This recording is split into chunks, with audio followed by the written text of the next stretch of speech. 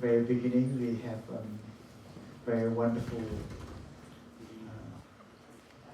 talk, a keynote speech by Vice Rector for Academic Affairs, Venerable Associate Professor Dr. Pandit. I really appreciate it. It's very clear in a way, feeling like I don't need to say anything anymore. Because the talk was very, very clear. And also, it is very honored to be invited by IBSC. And then we thank the director of IBSC, Venerable Dr. Prakususamo Wachiram Titawaso. And then also my best friend, Ajahn Vilasa, the director for the Innovative Mindfulness and Peace Studies program of IBSC, and also the lecturer like Dr. Sakchai. And we met few times in the Pak Chong, in our center, and Meiji also, and all of you. And today we would like to, actually my brother and sister, when they sang the song, Happiness is Here and Now, they already convey all the message. And it's done. Finish. Yeah. And please allow me to say a few words about happiness is here and now. Next slide. So our teachers repeat many times, happiness is here and now. And then what meaning of happiness is already being shared by our Vice Rector. And then maybe let us see what is here and now, according to Plum Village traditions. So actually here and now is very clear, is mindfulness itself. So what you have been practiced, especially the innovative mindfulness, I think mindfulness have to be innovative. And then we can invite more people to come to practice. But the essence is still the same. And then according to Plum Village, is the here and now itself. When our mind returns to the here and in the now, or we call it the present moment. Because we are too busy to think about the past and the future. And slowly the past become our prison. We are feeling like being imprisoned by our thoughts about the past. And then we regret all the time. And then also we are very busy making planning for the future. And then sometimes the future becomes an illusory promise. Because whatever we imagine right now is totally different from what happened. We are thinking, oh, future like this. When the future arrives in the present moment, it's totally different. So a lot of disappointment, a lot of worry. But I don't mean that we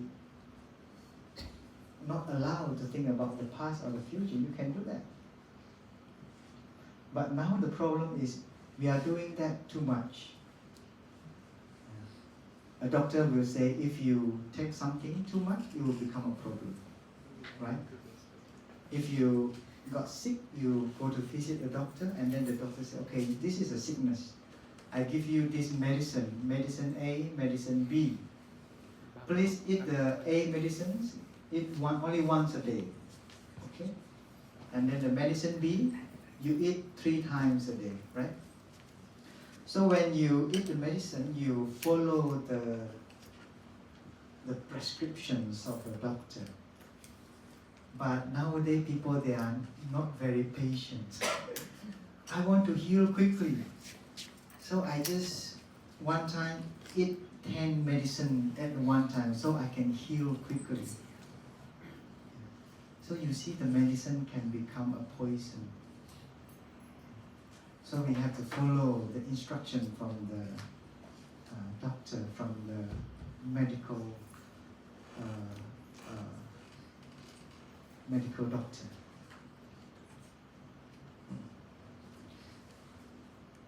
And the past is no longer there, it's already gone. And then the future is not yet arrived. And then we worry so much about the past and the future. At the end, we sacrifice the present moment. We sacrifice the now. Actually, our lives only really happen in the present moment. Not in the future, not in the past. But we are spending so much time worry about the future and regretting about the past. So what the Buddha wants to share his message about mindfulness here and now is the return regularly to the present moment. Next slide. So when we say happiness is here and now, actually we can change into happiness is mindfulness. So you are heading to a right direction, the directions of happiness, the directions of here and now. Congratulations. I think all of us need it. Nowadays, people selling a program of a mindfulness, that you have to pay a lot of money. You have to pay a lot of price, money, in order to follow a certain program. Even now, Western academic or scholar, they make an 8 weeks program. They have a cognitive program, a stress reduction program, and then you have to pay very expensive. But of course, they backed by their big name of a university, for example, Massachusetts University, and then they make a research in the healthcare field, and then slowly, even IBSC, I think slowly you try to measure your brain wave and see what kind of happiness, what happened to you, based on the machine, based on the wave. And now AI is quite influence all of our life. But I make this slide by myself, not asking AI to make it. Because I heard many students nowadays, I don't know in IBSC or in MCU, sometimes people just type in the chat GPT, please make me a presentation or a proposal for my thesis for my dissertations. Give me an idea. Sometimes it's really helpful, but slowly our brain doesn't work. We make ourselves lazy. So don't sell yourself to the AI. Okay? Work hard. Your brain have to work, or else slowly the AI become very smart, and then slowly human beings going toward a different directions. So don't be outsmarted by AI, okay? It's quite useful.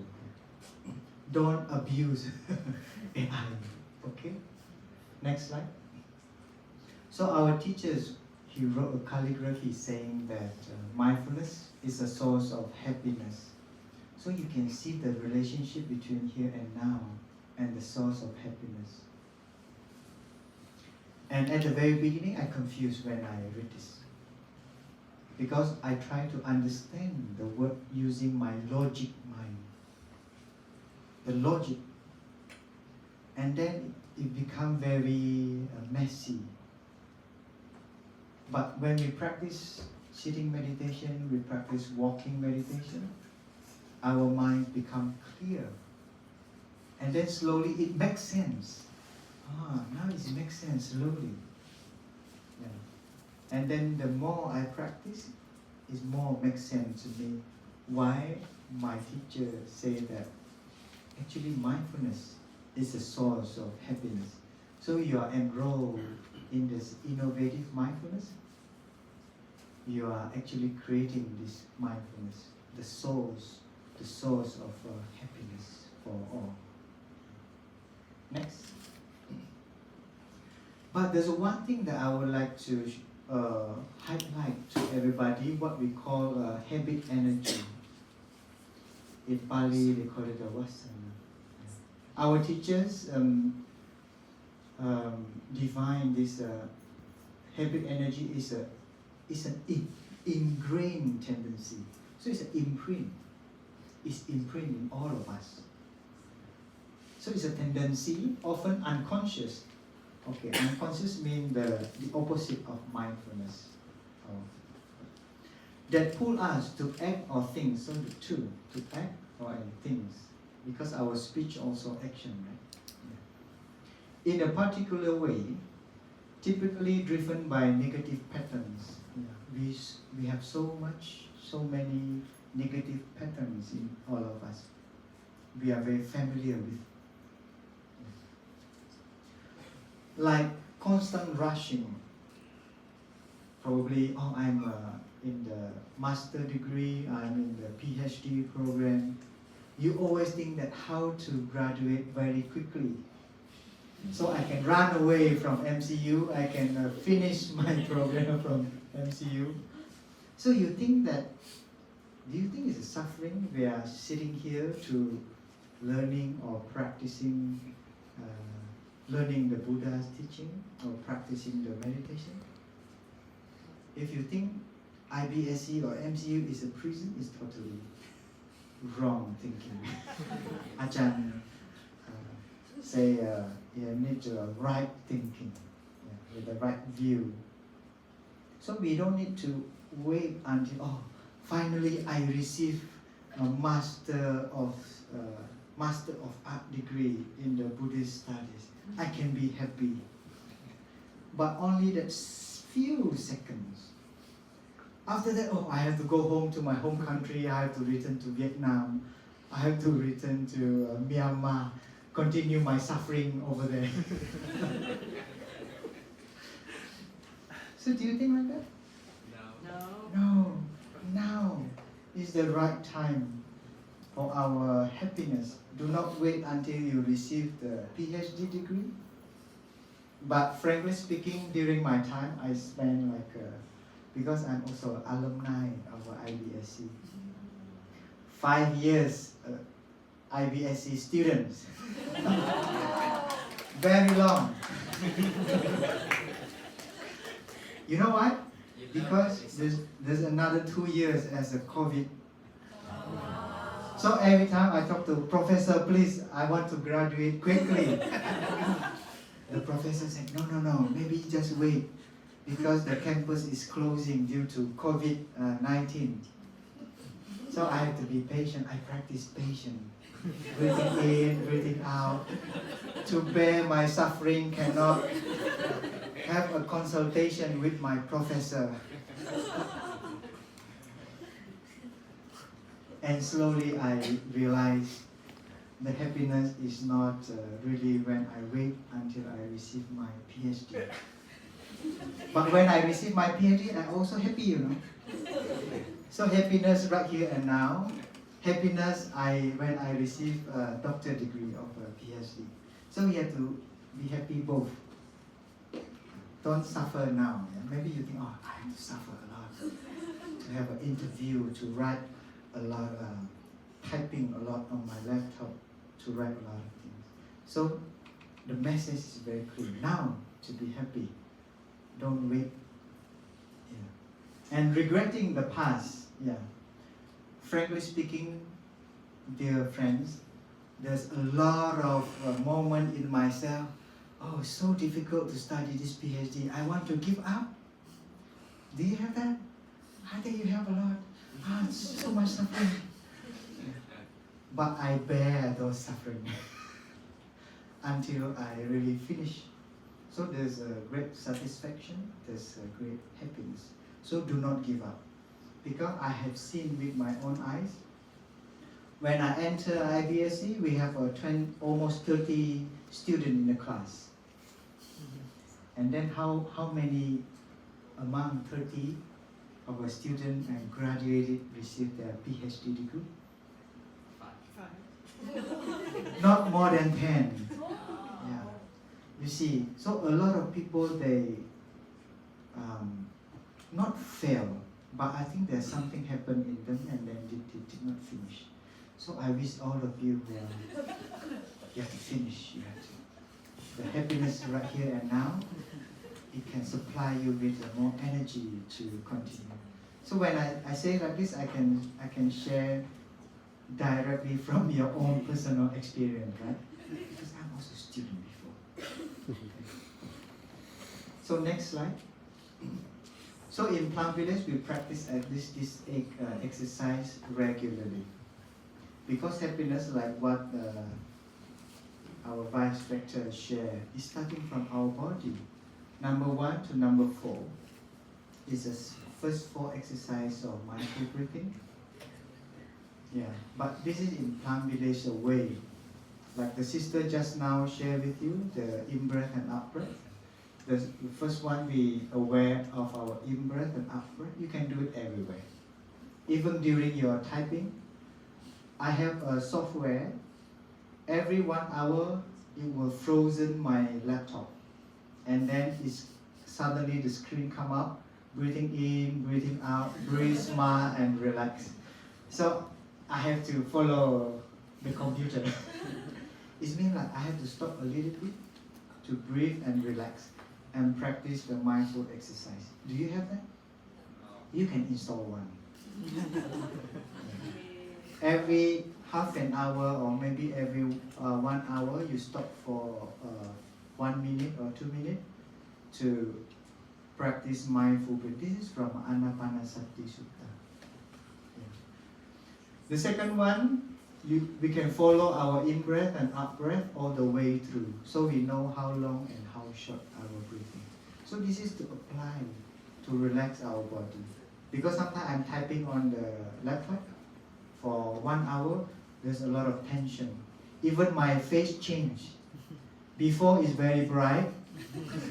After 1 hour, my brother sometimes came to the room and said, "Hey brother, why your face look like a dragon?" What happened with the dragon? Like dragon want to spit fire. You can tell because when you work, you lost your awareness many times. So I have to change my face once again into a calm peace by breathing. Yeah.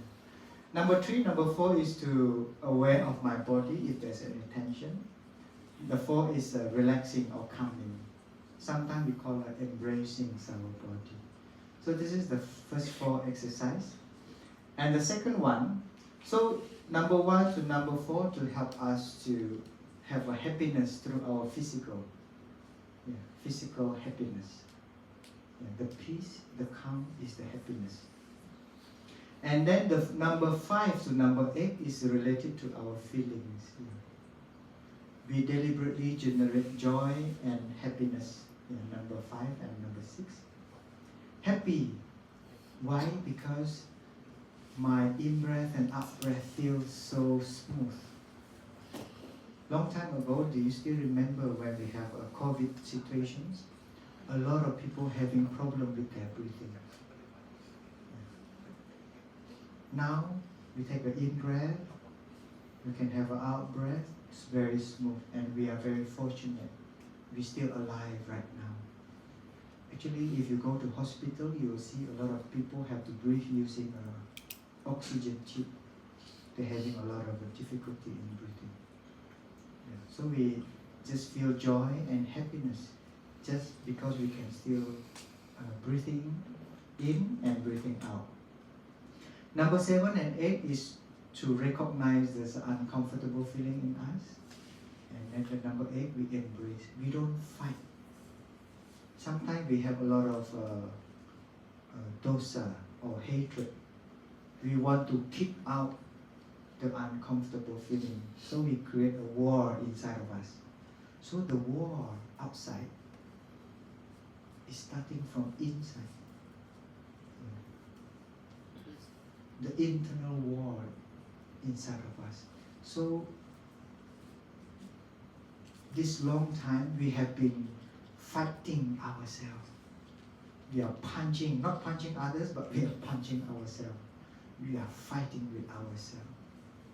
So when we can stop this fighting inside of us, I think there will be a peaceful world. That's why we call it peace in oneself, peace in the world. And this world will become very peaceful, starting from ourselves. So there's another exercise you can find out in the Anapanasati Sutta. And it's very interesting sutra. Next one. But of course, when we talk about happiness, because we talk about happiness is here and now, we talk about mindfulness, but we also want to see what is the connection between happiness and suffering, right? Because all of us, oh, I only want happiness. Please throw away all the suffering. If you throw away all our suffering, there's no more happiness. Yeah. In Plum village, we have a term called no mud, no lotus. So for you to choose between mud and lotus, oh, I only want lotus because lotus is very beautiful and clean and I want it. Throw away all the mud, right? But with the eyes of interconnectedness, interbeing, interdependence, we will see that the mud actually giving nourishment to the lotus, right? So if you throw away all the mud, and then there's no lotus for us. So suffering also can become a good ingredient for us to create happiness. Don't throw away your suffering. Don't throw away the mud. This is why we are here, to transform the mud into a vitamin, a mineral, so we can grow more lotus, using our suffering to grow happiness. Very good ingredient.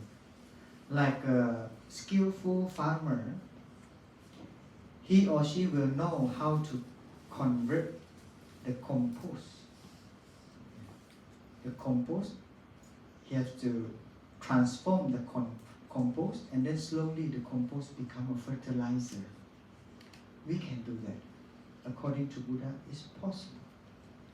So with the eyes of interconnectedness, to see that actually suffering and happiness, they are interconnected. Don't throw away our suffering. Don't run away from our suffering. Yeah. Even in the Maha Hatipado Sutta, in the Majjhima Nikaya, it says, whoever sees the dependent originations sees the Dhamma. Look at the lotus, look at the mud, we can see the Dhamma. Yeah. Look at suffering, look at happiness, we can see the Dhamma. Whoever sees the Dhamma sees the dependent origination. So we want to see how suffering and happiness connected to each other. We don't discriminate them.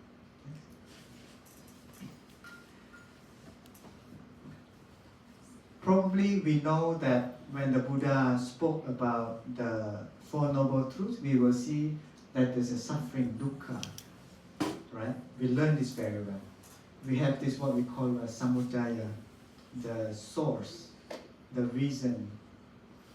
And then the number 3, nirodha, the cessations of suffering. And then the path, the marga. This is just a simple words to represent the idea of a Buddha. But in Plum village, we use a different term how to translate this. Let's read through. The first one, when we talk about dukkha, our teacher used a term a little bit different. He called it ill being. The existence is mean like we acknowledge there's an ill being. Most of the time we try to push away, but now we acknowledge, yes, there's a suffering, physical suffering. I have to sit down here to listen to a monk talking for so long. And then the second one is the making, the source, to contribute to the number 1, correct? The making. You want to make a bread, you have to make the bread. You need to find the flour. You need to find the ingredient, right? There's an ingredients for the ill-being or the dukkha. So you see the number 1 and number 2, actually the Buddha are talking about ill-being. And then number 3, number 4 is the opposite. And then our teacher say the possibility of restoring well-being. You know why we have well-being? Because we have ill-being. Ill-being at the end become a source, become a fertilizer for us. Yeah. And then how? Our teacher mentioned clearly is the noble, eightfold path that leads to well-being. Nowadays, all of us talking about mental well-being, physical well-being, which is what Ajahn shared at the very beginning, the happiness. I really appreciate when he say, Santi, Parama, Sukha. And it gives me a very strong imprint when every time he say that words. Santi is the peace. It's the highest happiness. I don't know why this sentence. I think just now Ajahn quote from the Dhammapada. Yeah, Santi, Paramam, Sukham. Paramam is mean the highest.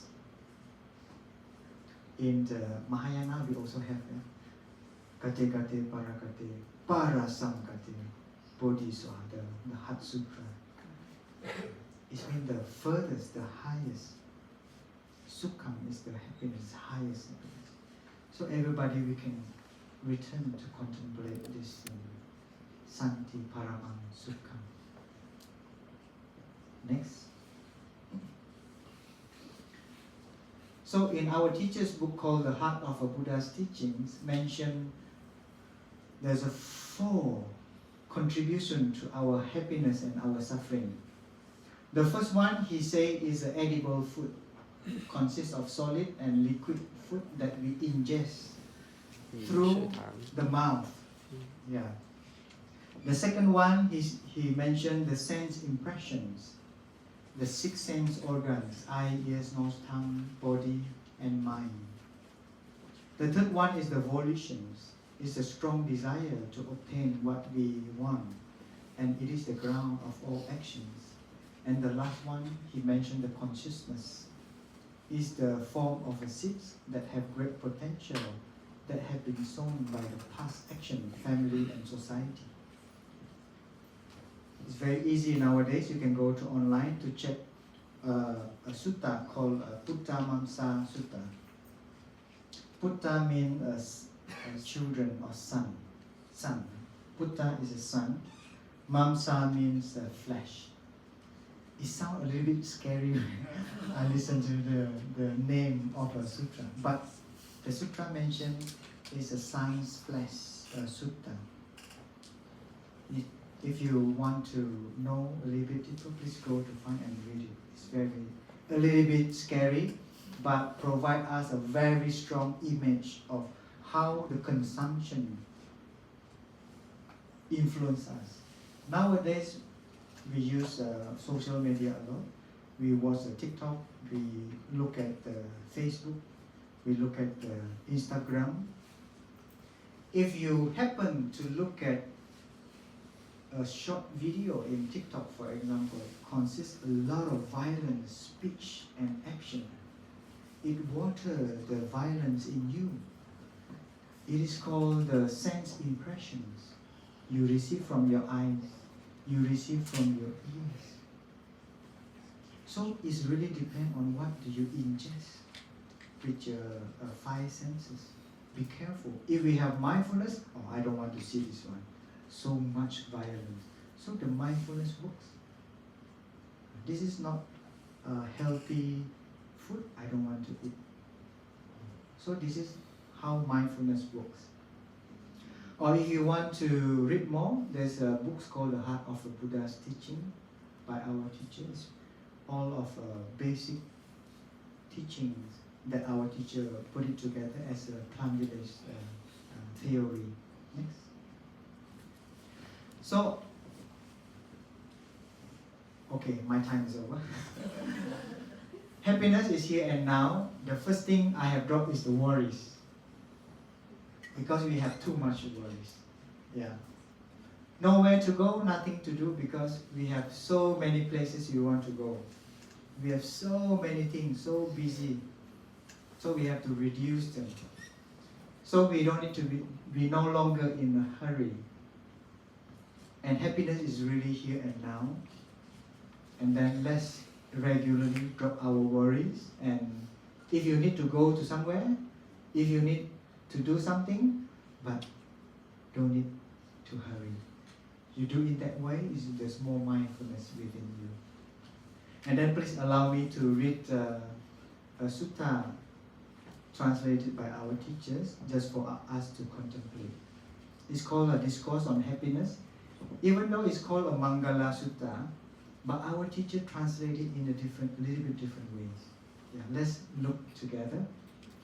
I heard these words of the Buddha one time when the Lord was living in the vicinity of Savatthi at the Anathapindika monastery in the Jeta Grove. Late at night, a deva appeared whose light and a beauty made the whole Jeta Grove shine radiantly. After paying respect to the Buddha, the deva asked him a question in the form of a verse. Many gods and men are eager to know what are the greatest blessings which bring about peaceful and happy life. Please, Tathagata, will you teach us? This is the Buddha's reply. Not to be associated with the foolish one, to live in the company of wise people, honoring those who are worthy honoring. This is the greatest happiness. To live in a good environment, to have planted good seeds, and to realize that you are on the right path. This is the greatest happiness. To have a chance to learn and grow, to be skillful in your profession and craft, practicing the precepts and loving speech. This is the greatest happiness. To be able to serve and support your parents, to cherish your own family, to have a vocation that brings you joy. This is the greatest happiness. To live honestly, generous in giving, to offer support to relatives and friends. Living a life of blameless conduct. This is the greatest happiness. To avoid unwholesome actions, not caught by alcoholism and drugs. And to be diligent in doing good things. This is the greatest happiness. To be humble and polite in manner. To be grateful and content with simple life. Not missing the occasion to learn the Dharma. This is the greatest happiness. To persevere and to be open to change. To have regular contact with monks and nuns, and to fully participate in Dharma discussion. This is the greatest happiness. To live diligently and attentively, to perceive the noble truth, and to realize Nirvana. This is the greatest happiness. To live in the world with your heart undisturbed by the world, with all sorrow ended, dwelling in peace. This is the greatest happiness. For he or she who accomplishes this, unvanquished wherever she goes, always he is safe.